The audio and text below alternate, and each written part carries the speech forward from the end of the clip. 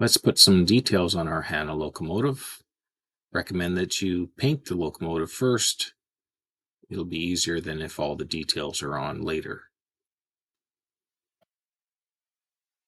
Some of the items that you might want to use include some 18-inch grab irons, stirrup steps, eye bolts, various wires, some brass shapes, maybe a coupler lift bar. Some of the details, including side pantographs. It's also the decals if you would like those to be purchased. I've made a handrail bending guide. Let's just make it a little easier to get the handrails to the right size, a little less measuring than you need to do if you didn't have the guide. It's designed for a 0.4 millimeter wire, though other wire thicknesses will work. Includes a couple of different ends to help in the bending, but it's all the same, and some general measurements, including the 10-inch grab iron hole spacing, just to make that a little more convenient for you as well. Here's a demonstration making one of the bigger handrails. Start with just measuring the minimum length of wire that you required for the bending, using the jig for that reference, and then slowly bending that wire around one end or the other. The shape of the two ends is just a little convenience for bending. I do use a mandrel type pair of pliers to help get that nice crisp corners. Once you've got that bent, take a look, see how it fits on the jig. Should be just a little bit longer. Thumbs up. It's good to go. And we're going to bend the ends down at 90 degrees as one method to install these. Here's the second one. Just bend it to get it to look pretty good there. Two methods. You can use eye bolts all the way around and not that 90-degree bend, or the 90-degree bend plus just two eye bolts, which gives a little bit better of a look than 4 eye bolts to hold it in. This is just a demonstration. We've got 2 eye bolts on, pretty small, but there they are.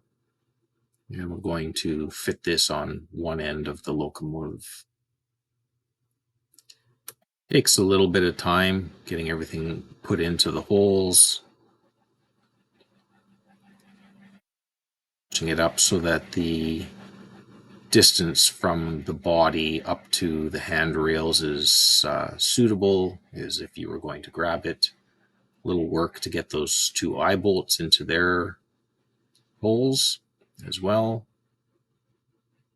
And once that's done, I like to glue it from the underside so you don't see the glue marks. A little bit of ACC, see how it looks. Make sure that the holes are well covered. And if not, a little more. Here it is, both ends done on this particular version. Photograph here of other grab irons for the 10-inch going up the side, the other handrails to get inside, and the front and side 18-inch grab irons that you can commercially purchase as well. There's just some of the details sitting on the roof of working toward getting side pantographs and lights done. The items is a stirrup step, just demonstrating here how I bent them, give them a little bit better look, similar to what the originals actually look like. I did not find stirrup steps that are bent this way commercially. Maybe they are out there. And I tried to make them as part of the 3D print, but I found they were just so brittle that they broke all the time. You can pause here, take a look at number 305. There's some details and just where they go on the locomotive itself. They're just a photograph of using an angle iron for the supports for the wire guides that go up on the corners if you're going to add that in. Make sure you use that diagram that I made with parts, where they go, angles that they are. It is to HO scale, help you out getting it all matched up. The side pantographs are not totally unique to the Hanna type locomotive, but nonetheless it is a detail that makes that locomotive stand out. So just opening up the hole a little bit, make sure the pantograph itself can spin inside the hole. It's a non-operating pantograph, but being able to spin just makes it a little nicer. You can always glue it in, I guess, if you wanted to. Just fast forward through cleaning up the sprue or support material from the 3D print. Lots of little places to nip it out, get it all apart. The stands themselves have a sprue holding them together through the print. You have to nip them apart so the two parts come apart.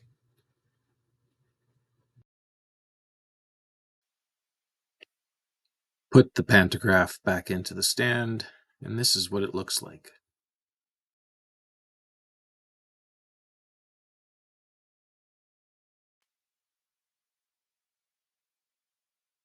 Just working on the brass.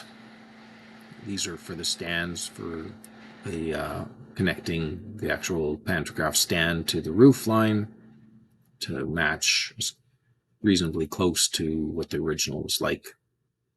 Here I am just cutting a little bit of brass using that diagram again for approximate sizes. And this piece would be bent up eventually. Here's one that is complete, glued on already. Bend on the one end, flat piece across the other, and then just how it would match for the diagram. A little while later, we've got those parts all on, and the fuse box is up on the top. Handrails are done, grab irons are in. The lift bar is on, coupler lift bar. Some close-up views of the locomotive with a lot more parts on. I'm not detailing putting this video on how to put all those parts in. There they are, lots of photographs. You can pause as required. Use your diagram as required. It's your skill set, how well it's going to look. And here it is, powered up, working in my mind. Just point out, I do not have trolley wires on my layout. I do have some poles. I have in the past had the poles with some non-operating wires just for looks. But in the end, just because you don't have trolley lines doesn't mean you can't run a steeple cab or a trolley type locomotive on your layout. They add to the operation, and Imagineering always works.